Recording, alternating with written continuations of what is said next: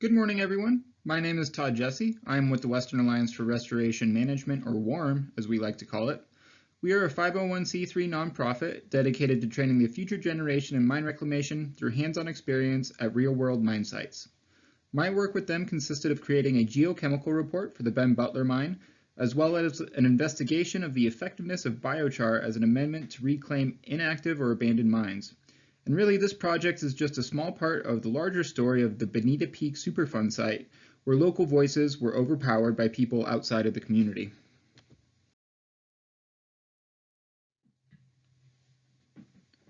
A little background on how mines affect the environment. There are about 23,000 abandoned or inactive mines in the state of Colorado, and a lot of those mines impact soil and water quality through acid mine drainage and metal loading. Acid mine drainage occurs as a result of the oxidation of sulfide minerals in the presence of water, barophilic bacteria, and oxygen. The low pH water dissolves metals and carries them away in aqueous solutions that then enter watersheds, causing ecological damage. The photo on the right is of a group of kayakers on a river that is being impacted by acid mine drainage. This is the Animas River following the accidental breach of the Gold King mine, which was the driving force behind the creation of the Bonita Peak Superfund. And obviously the water shouldn't be that color. It is being impacted by dissolved and suspended solids. The 48 individual sites of the Bonita Peak Superfund are indicated by these white boxes, and the town of Silverton is marked by the black star at the bottom of the map. Like I mentioned in the panel introduction, there was a lot of opposition by Silverton residents to the creation of the Bonita Peak Superfund because of the fear of what it does to tourism and how hard it makes it to open a new mine. The federal government isn't completely ignoring local stakeholders, though. A community advisory group was established in 2018 as a way for these stakeholders to voice their input about the Superfund cleanup and priorities. The Butler mine, which we'll be talking about today, is marked by a red box in the top right-hand corner of the map.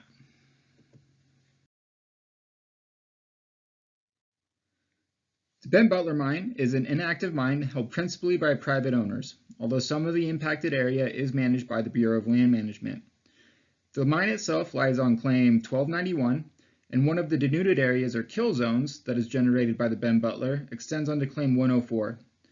The Butler mine operated until 1917 and produced gold, silver, lead, and copper ore. Today, the Butler is owned by Greg and Jean Harlow, who are a retired missionary couple. They could be on the hook for a lot of money since they are a potentially responsible party for a point source of contamination in a Superfund site. This is where WARM comes in. We take a collaborative approach to mine reclamation that relies on student engagement and social capital to share resources and accomplish tasks. One of the great advantages that comes with our approach to reclamation is the decrease in cost. Normally, a consulting firm would charge hundreds of thousands of dollars for a geochemical analysis pre-reclamation and monitoring post-reclamation. WARM can accomplish this for a few tens of thousands of dollars. As a pilot project, we undertook a geochemical study of the Butler.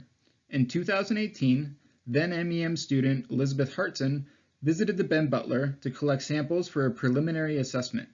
She recorded pH and conductivity at several locations, as well as 20 rock samples from the site, which are shown on the map on the screen. In the fall of 2019, WARM returned to the site to collect samples from the kill zone with personnel from Fort Lewis and Western. The photo on the right shows Dr. DeMarco going over collection procedures with some Fort Lewis students.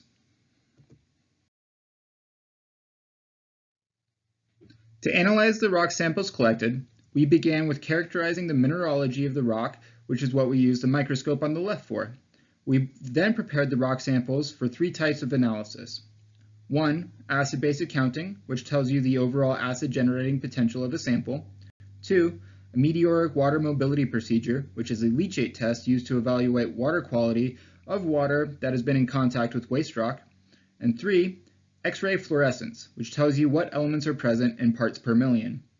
We also performed X-ray fluorescence on the soil transects that we collected in 2019 to see if metals were moving downslope from the mine. The Star Trek looking device in the central photo is the X-ray fluorescence gun that we used. You just put a sample in the little chamber on top and it spits out a reading of the elements in the sample. We then took the data that was generated, validated it, and mapped it so we could look for spatial variations in metals. on the right is part of one of the validation spreadsheets for dissolved metals. We found zinc to be the dissolved metal of greatest concern. The zinc comes from sphalerite, which is abundant at the site.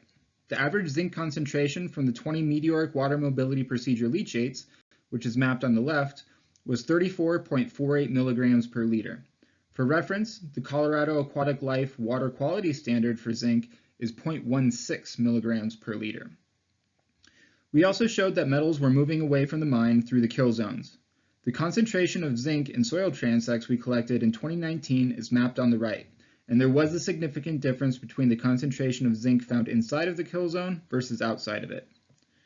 The report that we generated was turned over to the Colorado Division of Reclamation, Mining, and Safety, who will use the information that we gathered to do reclamation work this summer, pending any interference from COVID.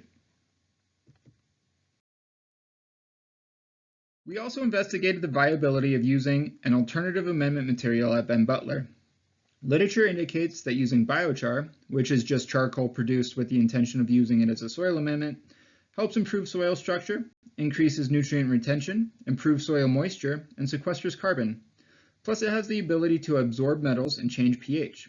Due to these properties, biochar is potentially an ideal amendment material at sites with acid mine drainage.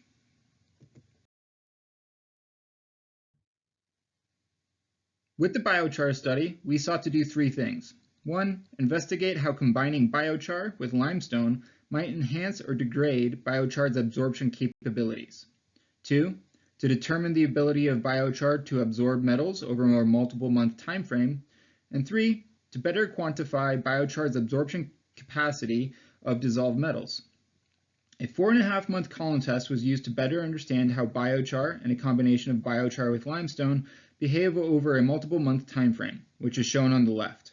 And a batch absorption test was used to investigate how combining biochar with limestone improves or degrades absorption abilities and to better quantify biochar's ability to absorb dissolved metals. The bottle roll segment of that procedure is shown on the right.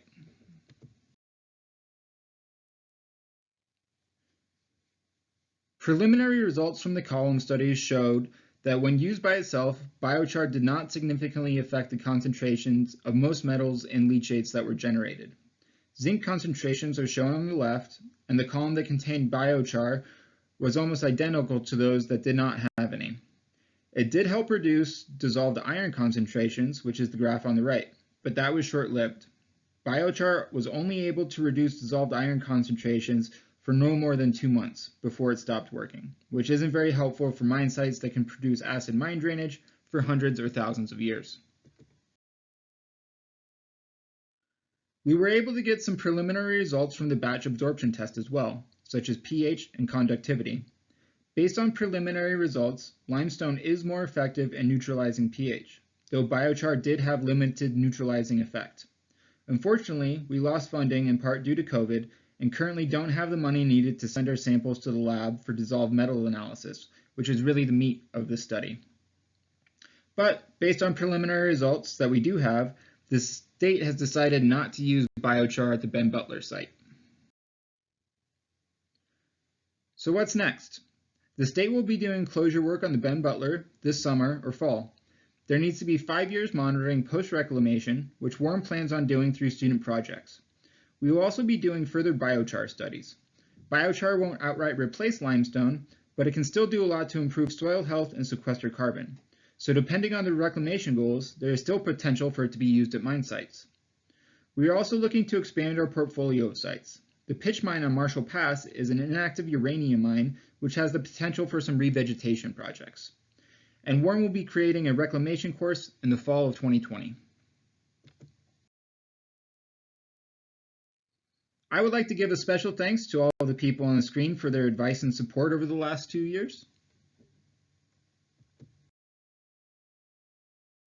Here are some references that I used for the presentation. And finally, if you have any interest in mine reclamation and what we are doing, please visit our website, which is on the screen for more information, or reach out to me personally. Thank you. Now we can open it up for questions.